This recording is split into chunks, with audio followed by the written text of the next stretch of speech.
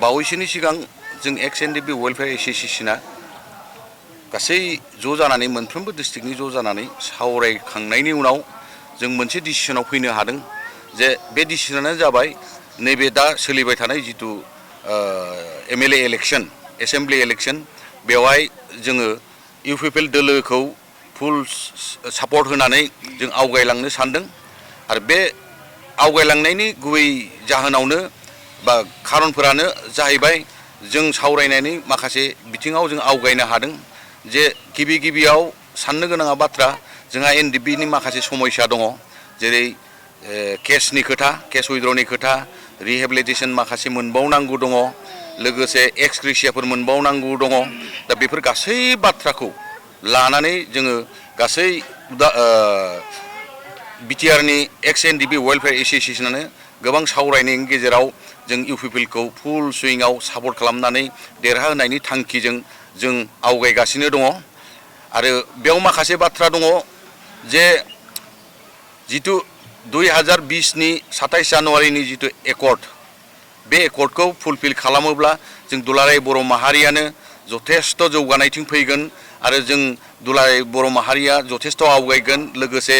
BTC ओनसोलाव बा BTR ओनसोलाव थानाय गासैबो 26टा जनगोष्ठी बेफोर जथेस्थ' जौगानायथिं फैगोन आरो बे नोजोरखौ बोनानैनो जोङो इउपिपिएल पार्टिखौ बा इउपिपिएल हान्जाखौ जोङो एक्स एनडिपि वेलफेयार एसोसिएशन जानानै उदालगुरि डिस्ट्रिक्टआ फुल सुइंआव दायो दिपेन बर' उदालगुरिनि संबिधाननि समस्तिनि लोगोसे मासबाद समस्तिनि बे मोननैखौबो फुल सुइंआव नांनानै देरहानायनि सिन्थाधाराजों जों आवगायदों आरो जों आसा खालामदों जेरैखि जाया मानो जों बे मोननै समस्तिया देरहागोन लोगोसे गुबुन गुबुन डिस्ट्रिक्टफोरावबो बा गुबुन गुबुन समस्तिफोरावबो इउपिपिएलआनो देरहागोन जों बेखौ आसा खालामदों खारन गासैबो बिटिआर ओनसोलावनो मोनफ्रोमबो डिस्ट्रिक्टआ एक्स एनडिपि वेलफेयार एसोसिएशननिया नांगासिनो दङ जोंनिसिम रिपर्ट सफैनाय मथे जथेस्थ' मोजां जाबोबाय फिल्डफ्रा आरो बे नोजोरजोंनो जों जथेस्थ' आवगायगासिनो दङ आरो जोबनायाव जों देरहानायखौ मोनगोन होननानै जों आसा खालामदों आरो जथेस्थ' फिल्डफ्रा मोजां जाबाय लोगोसे उदालगुरि समस्तिनि आन्दाराव जों रिहन दैमारिखौ फेजेननानै दिपेन बर'खौ देरहानायनि थांखि लादों खारन रायजो राजाफ्रा उदालगुरि बासिफ्रा मोनसे बुस्थुखौ सिन्था खालामदों जे डिपुटि थाखानाया मानो एमएलए गेलेबावखो बायसेन्स जुदि एमएलए देरहानांगौब्लाबो डिपुटिया जुदि गुबुन डिस्ट्रिक्टआव थाङोब्ला गुबुन ओनसोलफोरनिफ्राव थाङोब्ला बे ओनसोलनि रायजो राजाफ्रा जथेस्थ' खहा जागोन बेखायनो रायजो राजाफ्रा उदालगुरि डिस्ट्रिक्टनिया रिहन दैमारिखौ डिपुटि हिसाबैनो मोनजानो लुबैदों एमएलए हिसाबै मोनजानो लुबैयाखै बे मानसिफोरनि बा गासै रायजो राजाफोरनि खुगानिफ्राय बेरखांबाय थादों आरो बे नोजोरखौ लानानैनो जों दिपेन बर'खौ देरहाहोनानै जुदि जों सरकाराव लाबोनानै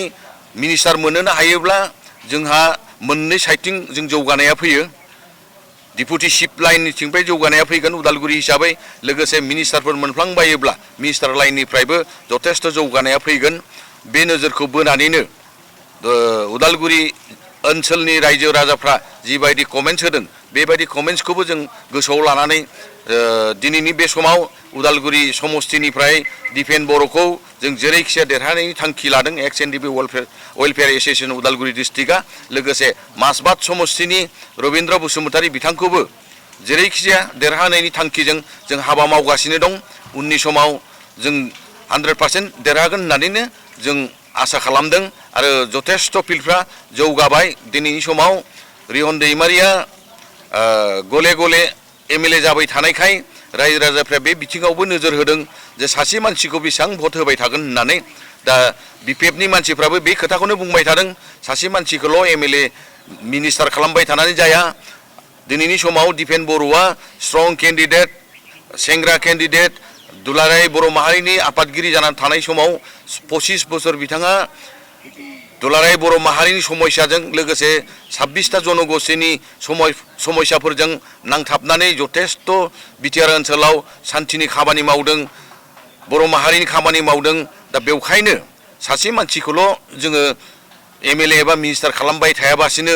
दिनै दिपेन बर'खौ देरहाहोनानै MLA एबा मिनिस्टार मोननायनि लामाथिं आवगायनांगौनि सिन्थाधाराखौ खालामनानै जों आवगायगासिनो दं आरो दुलाराय उदालगुरि बासिनि बा उदालगुरि समस्तिनि आन्दाराव थानाय रायजो राजाफ्रा बे सिन्थाधारायावनो दिनैसिमबो जेरावखि थाङा मानो बुंबाय थादों जेरैखिजाया दिपेन बर'खौ देरहाहोनांगौ लोगोसे मासबाद समस्तिनि आन्दाराव रबीन्द्र बसुमतारी इउपिपिएलनि केन्डिडेट बिथांमोनखौ देरहाहोथारनांगौ बुंदों आरो बे रायजो राजानि सिन्थाधाराजोंनो जोङो दिनै XNDB वेलफेयार एस'सिएशन उदालगुरि डिस्ट्रिक्टआ गाव गावनि हाबाफोरखौ जों गोख्रोङै मावगासिनो दङ आरो जोंहा फोथायनाय दं दिपेन बर' लोगोसे रबीन्द्र बसुमतारी बिथांमोना इउपिपिएलनि जानानै देरहागोन बेखौ जोंहा रोखा फोथायनाय दं। मोनसे जिथु समाजारि बिजोङाव मोसानायखौ जों नुनो मोनदों जे काउन्सिल गभर्नमेन्टआसो एनडिबिनि जेंनाखौ बोस्रांना होगोन होननानै बिथांमोना माखासे XNDB नोंथांमोननिनो आन्दोलननिफ्राय थांनाय बिथांमोना ससियेल मिडिया बुंगासिनो दङ नाथाय दिनै नोंथांमोना आलादा माबाफोर फारागथि दङ नामा?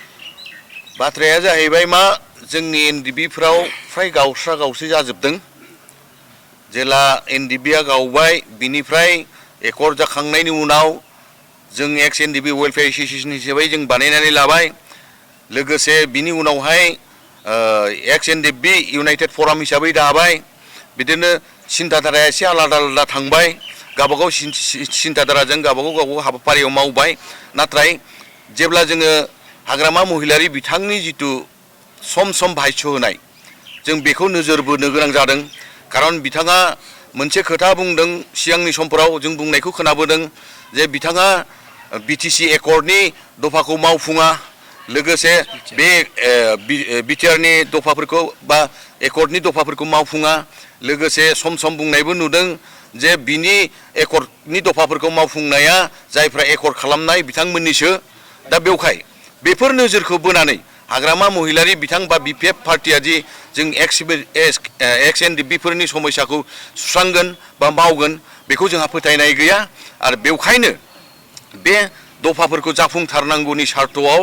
लोगोसे एकर्ड सिगनेटरिफ्रा इउपिपिएलआवनो दंजोबो हिसाबै बिथांमोना मावथारनांगोन आरो मावगोनबो बे नोजोरजोंनो जोङो BPF हान्जाफोरखौ सापर्ट खालामाबासिनो जों इउपिपिएलखौ सापर्ट खालामदों आरो जों जि हायो जों नांथाबगासिनो दं गुबुन XNDBफ्रा मा सिन्थाधारायाव खामानि मावदों जा बेहाय जेबो बुंनो गोनां गैया गावबागाव सिन्थाधारायाव खामानि मावदों नाथाय बिटिआरआव थानाय जेसेबांखिनि XNDB वेलफेयार एस'सिएशन दं बिनि गासिबो सोद्रोमाफ्रा मावथिफारि हान्जाफ्रा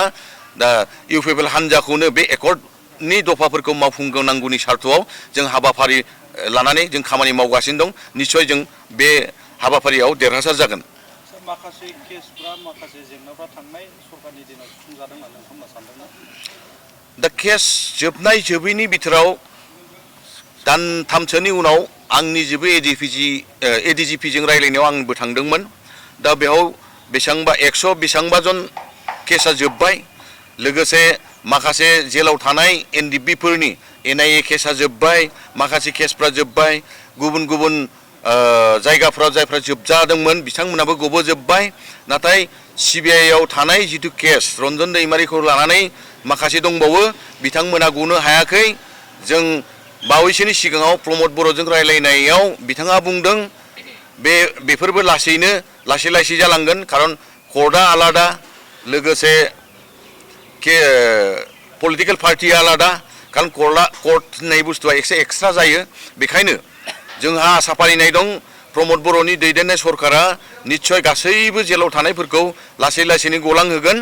आरो बेनि थाखाय हाबाफारियाव आवगायगासिनो दं होननानै जों अलरेडि रायलायदों आरो जों नारसिनगासिनोबो दं दा AGGP बिथाङाबो लासैनोसो गलांगोन बेयो एसां हथात गनाय नङा